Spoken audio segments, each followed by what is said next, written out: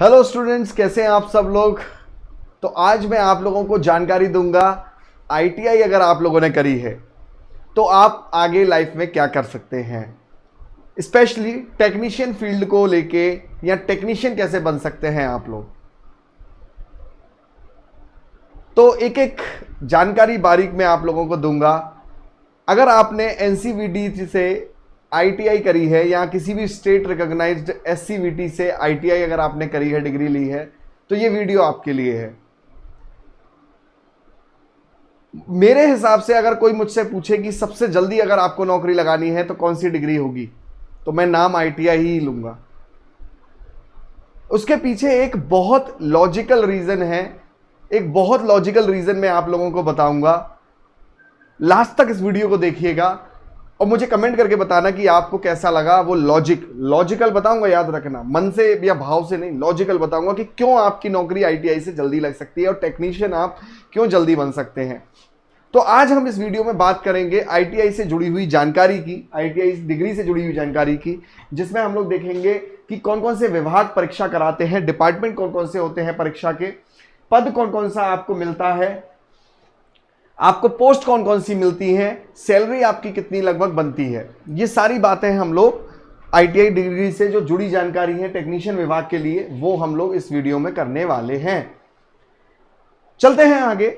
ITI परीक्षा से जुड़े हुए कुछ एग्जाम हम लोग देखते हैं कि कौन कौन से एग्जाम होते हैं जो आईटीआई परीक्षा से जुड़े हुए एग्जाम होते हैं, इनकी सैलरी कितनी होती है और क्या पद मिलता है। तो हम बात करें अगर सेंट्रल एग्जाम की, तो कई सारे सेंट्रल एग्जाम होते हैं। आप लोग जैसे देख सकते हैं DRDO, ISRO, DFCCIL, CIL Coal India, NTPC, DMRC, NPCIL, IOCL, railway, ALP, ONGC, भेल, ओआईएल एक्सेट्रा। अब एक एक करके थोड़ा सा मैं इनके बारे में बता देता हूं। डीआरडीओ, इसरो, ये जो ऑर्गेनाइजेशन है इंडियन डिफेंस इसको चलाती है, मतलब जो हमारी मिनिस्ट्री ऑफ डिफेंस है वो इस डिपार्टमेंट को चलाती है। अगर आपका सपना आर्मी, नेवी या किसी डिफेंस वाले डिपार्टमेंट में जाने का अधूरा रह गया हो, तो फिर से ये एक मौका आपको मिलता है आईटीआई के थ्रू कि आप इसमें जा सकते हैं। हाँ, पर आप एक टेक्निकल विभाग में भर्ती होंगे, ना कि आप भर्ती होंगे सेना के तौर पे। वर्दी पर याद रखिए आपको बिल्कुल मिलती है। जब अगर मौका पड़ता है, कभी भगवान ना करे कि सैनिक कम पड़ जाएं, तो आपको बिल्कुल वहाँ पर जंग के जगह जो होती है वहाँ तैनाती भी आपकी पूरी पूरी होती है और वर्दी भी आपको मिलती है, ऐसा नहीं है। तो ये चीज़ें आपको ध्यान रखनी है कि डीआरडीओ और इसरो ये एक मिनिस्ट्री ऑफ डिफेंस के द्वारा हमारे संचालित डिपार्टमेंट हैं। डीएफसीसीआईएल इंडियन रेलवे का डिपार्टमेंट है जो कोरियर को देखता है। कोल इंडिया लिमिटेड, सीआईएल, ये बच्चे कोयले की जो खदान होती हैं उसमें जो माइनिंग होती है उससे जुड़ा हुआ डिपार्टमेंट है।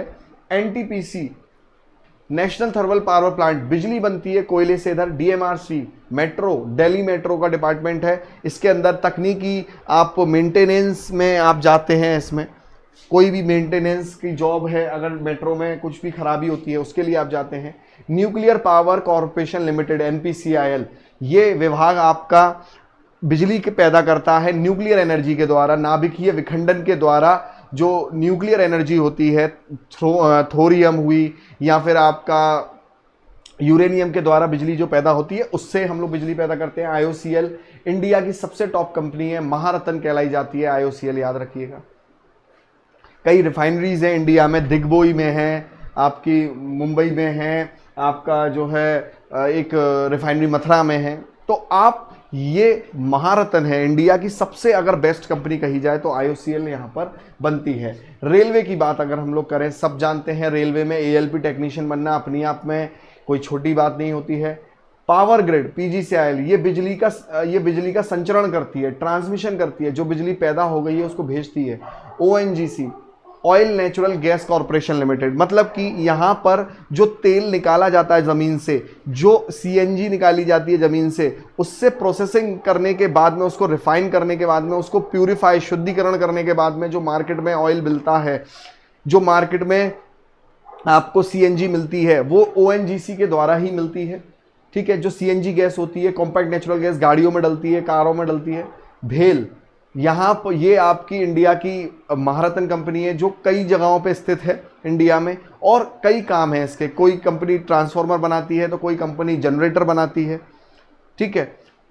ये सारे काम इलेक्ट्रिकल से जुड़े हुए, इलेक्ट्रीशियन ट्रेड से जुड़े हुए काम है। ऑयल इंडिया लिमिटेड, अगर हम देखें ऑयल इंडिया लिमिटेड, ये इसका क्या काम है? इसका भी ऑयल की जो हम लोग एक्सट्रैक्शन करते हैं या ऑयल को निकालते हैं ज़मीन से, उससे जुड़ा हुआ काम है। स्टेट एग्जाम्स, ये सारे थे सेंट्रल एग्जाम। अब स्टेट से जुड़े हुए एग्जाम कौन कौन से हैं? उत्तर प्रदेश में देखें तो सबसे बड़ा एग्जाम है UP PCL technician, UP RVNL technician और यूपी एमआरसी मतलब यूपी मेट्रो, ये उत्तर प्रदेश के सबसे बड़े एग्जाम है। राजस्थान का जेवीवीयूएनएल टेक्निकल हेल्पर नाम से पोस्ट आती है, जेपीएमआरसी जयपुर मेट्रो, छत्तीसगढ़ में सीएसपीसीएल, हरियाणा में HPGCL, Bihar power BHPCL technician, MP KVVL Madhya Pradesh में है, ठीक है। महाराष्ट्र में अगर आप देखें तो महाजैनको है, ठीक है। और उत्तराखंड में यूपीसीएल, यूपीपीसीएल नहीं, UPCL Uttarakhand power corporation limited, याद रखिए। तो जो सबसे इंपॉर्टेंट, जो सबसे ज़्यादा वैकेंसी निकालने वाले राज्य होते आते हैं, जिसमें आपके चांसेस और भी ज़्यादा बन जाते हैं नौकरी पाने के, वो हो जाता है आपका उत्तर प्रदेश, राजस्थान और आपका हो जाता है बिहार पावर, ठीक है। यहाँ सबसे ज़्यादा और सबसे फ्रीक्वेंट वैकेंसीज आती रहती हैं। अब एक बात का ध्यान आप लोगों ने रखना है, क्या जानकारी आगे तक देखिए, डेफिनेटली पूरी बातें बताऊंगा कि किस चीज़ का ध्यान रखना है।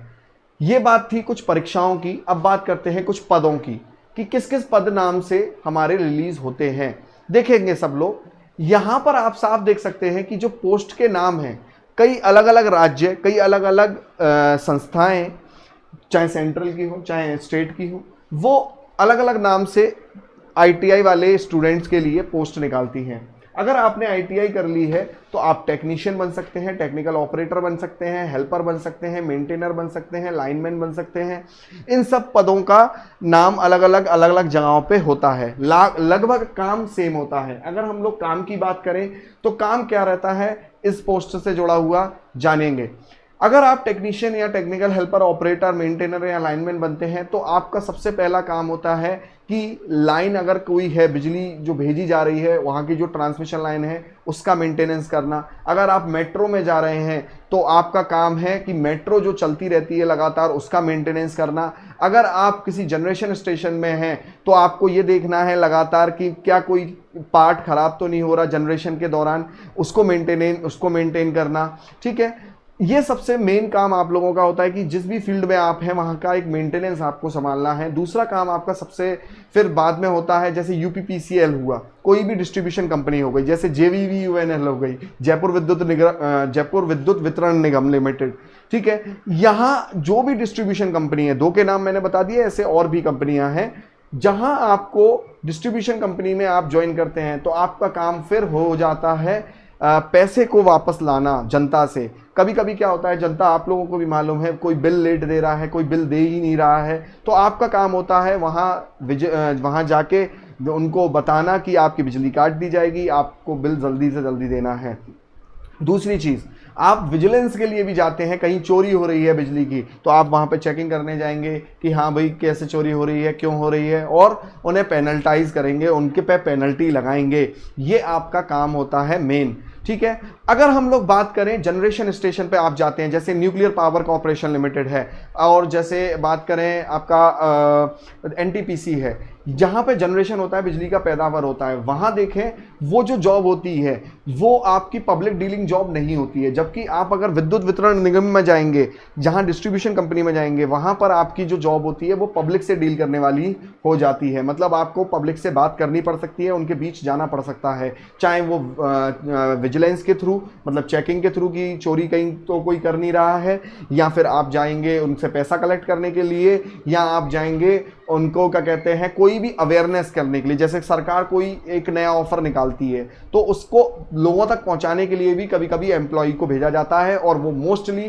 टेक्नीशियंस होते हैं, जेई आमूमन इन कामों को नहीं करते हैं, ठीक है। तो ये सारे काम आपको होते हैं, पर अगर आप जनरेशन स्टेशन पे हो तो आपकी पब्लिक डीलिंग लगभग ख़त्म हो जाती है, होती ही नहीं है।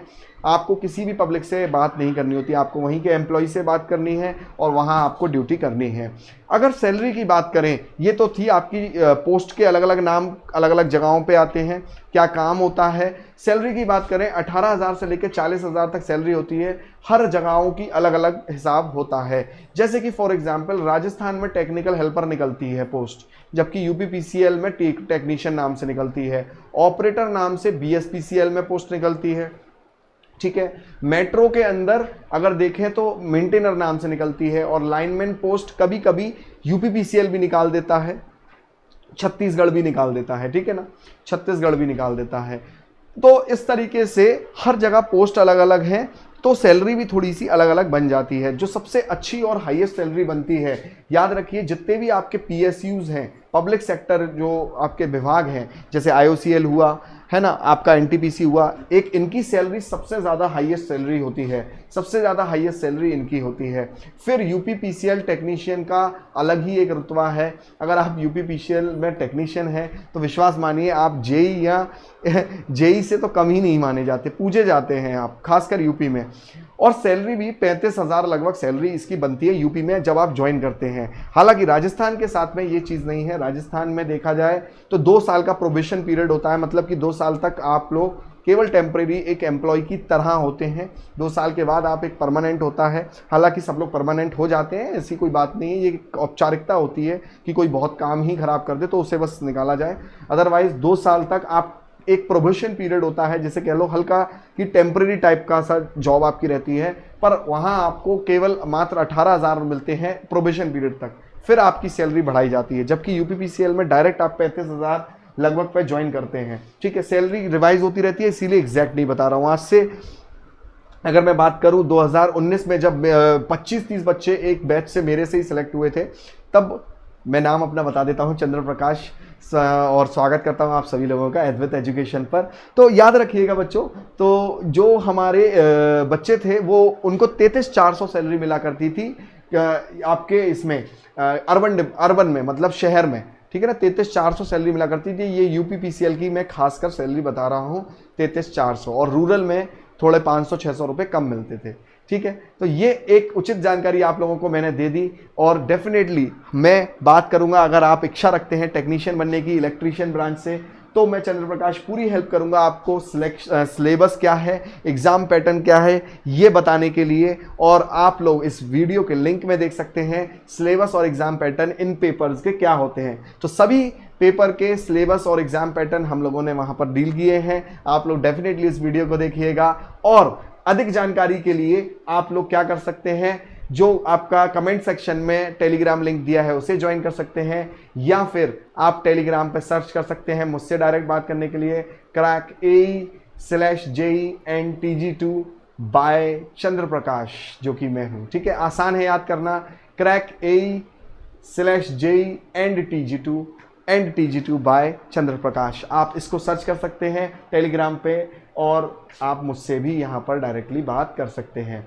तो सभी बच्चों को मैं यही कहूँगा कि आप लोग ज्वाइन कर लीजिए, कमेंट सेक्शन में लिंक है टेलीग्राम का, उसको ज्वाइन कर लीजिए, वहाँ भी मैं मिल जाऊँगा। नहीं तो आप इस चैनल से डायरेक्ट मुझसे बात कर सकते हैं, जो मैंने अभी बताया आप लोगों को, ठीक है बच्चों। तो मुलाकात करते हैं डेफिनेटली नेक्स्ट वीडियो में, जिसमें हम लोग डिटेल्ड में सिलेबस देखेंगे और एग्जाम पैटर्न देखेंगे कि क्या क्या पूछा जाता है। Thank you and have a nice day.